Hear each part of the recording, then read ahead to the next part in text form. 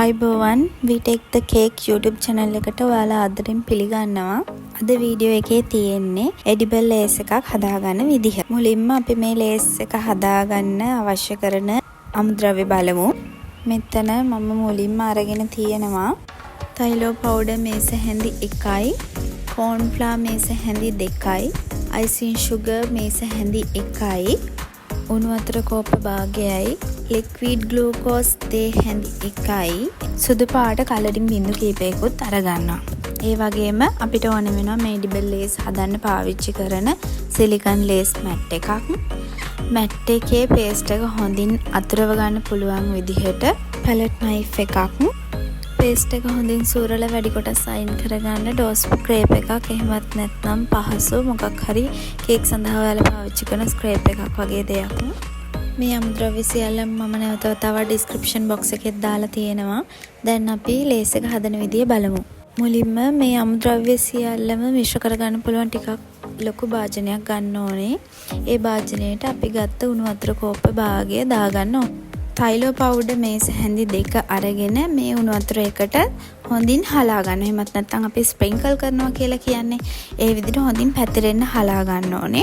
ඊට පස්සේ ගෑරප්පුවක් හරි ස්පැචුලා එකක් හරි හැන්දක් හරි Tamanට මේක මිශ්‍ර කරගන්න පහසු දෙයක් අරගෙන තයිලෝ powder එක උණු වතුර එකත් එක්ක කලවම් කරගන්න ඕනේ. මේක හොඳින් මිශ්‍ර වුණාම ජෙල් එකක් වගේ ස්වභාවයක් තමයි එන්නේ. දින්ම මිශ්‍ර වෙන්න ඕනේ නැහැ. නමුත් කැටිති නැති වෙන්න මිශ්‍ර කරගන්න තරමට අපිට පහසුයි. ඊට පස්සේ අපි අරගත්ත corn flour මේස හැඳි 2 මේ මිශ්‍රණයට දාලා කලවම් කරනවා. ඒකත් හොඳින් මිශ්‍ර වුණාට පස්සේ icing sugar මේස හැඳි 1 මිශ්‍රණයට දාලා කලවම් කරනවා. මේ ටික ඔක්කොම හොඳින් මිශ්‍ර වුණාට පස්සේ අවසානයේට liquid glucose තේ හැඳ දාලා මිශ්‍ර කරනවා. මේ අමුද්‍රව්‍ය ටික හොඳටම මිශ්‍ර වුණාට පස්සේ තමයි අපිට අපේ lace එක සාර්ථකව හදාගන්න පුළුවන්. අවසානයේට මේ paste එකට Tamanට අවශ්‍ය කලරින් ප්‍රමාණය දාගන්න ඕනි. මෙතනදී තික් කලර් එකක් පාවිච්චි කරනවා නම්, එහෙමත් නැත්නම් ජෙල් කලර් එකක් පාවිච්චි කරනවා නම් හොඳයි. මිශ්‍රණය ඕනමට වඩා දියාරු වුණොත් එහෙම වේලෙන්න කාලය ගොඩක් ගත වෙනවා. දැන් අපි මේ paste එක හදාගෙන ඉවරයි. අපි මේ මිශ්‍රණය silicone mat එකේ අතුර ගන්න ඕනේ. මෙතනදී වැදගත්ම කාරණාවක් තමයි silicone mat එක හොඳින් පිරිසිදු කරලා හොදලා වේලලා ගන්න ඕනේ. එහෙමත් නැත්නම් silicone mat එකේ දැවටිලා තියෙන පුංචි දූවිලි අංශු වගේ දේවල් අපේ lace එකේ ඇලිලා lace එක අවපැහැවෙන්න අවලස්සන වෙන්න බලනවා. දැන් අපි හදාගත්ත paste එක මෙන්න මේ විදිහට spatula එකක් හරි scrape එකක් හරි Tamanට පහසු ආකාරයකට මෙන්න මේ විදිහට අතුර ගන්න ඕනේ. මෙතනදී අඩුපාඩු තියෙන තැන් බලලා හැමින් ඉවසීමෙන් මැට් එක වටේටම මේක පතුරව ගන්න ඕනේ. දැන් edible lace එක සඳහා භාවිතා කරන මිශ්‍රණය අතුරගෙන ඉවරයි. මේක පැය 24ක් සාමාන්‍ය කාමර උෂ්ණත්වයේ තිබුණොත් එහෙම මද පවණි මේක වේලෙන්න පුළුවන්. එහෙමත් නැත්නම් හොඳට අවුව වැටෙන දවසක නම් එළියේ ආරක්ෂිත ස්ථානයක මේක තියන්න පුළුවන් නම් පැය 3-4ක් ඇතුළත lace එක අපිට ගලවලා ගන්න පුළුවන්. එහෙමත් නැත්නම් ඔයාලට oven එක පාවිච්චි කරන්න පුළුවන්. oven එකේ අඩුම උෂ්ණත්වය විනාඩි 5-10ක් වගේ දාලා සැරෙන් සැරේට බල තමයි වේල ගන්න වෙන්නේ. නිසා oven එකකින් වේලනවා නම් එක එක්කෙනාගේ oven එකේ උෂ්ණත්වය වෙනස් නිසා පුංචි වෙලාවල් දාලා අවධානයෙන් ඉඳලා lace එක එළියට ගන්න ඕනේ. oven එකේදී මේක අවශ්‍ය ප්‍රමාණයට වඩා වේලුනොත් අවපැහැ ගැන්වෙනවා වගේම හය ස්වභාවයක් ඇවිල්ලා lace එක ආකාරයකින් නැතුව කැඩිලා යන්න බලනවා.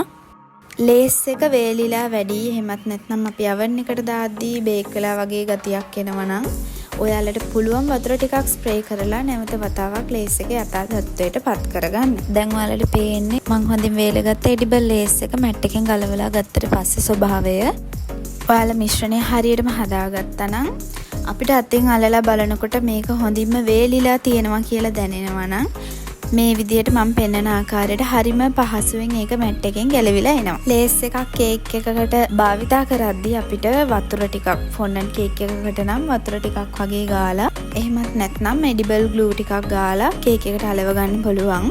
මේ lace එක baking paper එකක ඔතලා හොඳින් ආවරණය කරලා භාජනයක දාලා ශීතකරණයේ මාස 2ක් 3ක් වගේ කාලයක් තියාගන්න පුළුවන්. මේ එඩිබල් ලේස් එක භාවිතා කරලා මම හදපු කේක් ස්ට්‍රක්චර්ස් කීපයක් මම වීඩියෝ එකේ අවසානයේ දාලා තියෙනවා.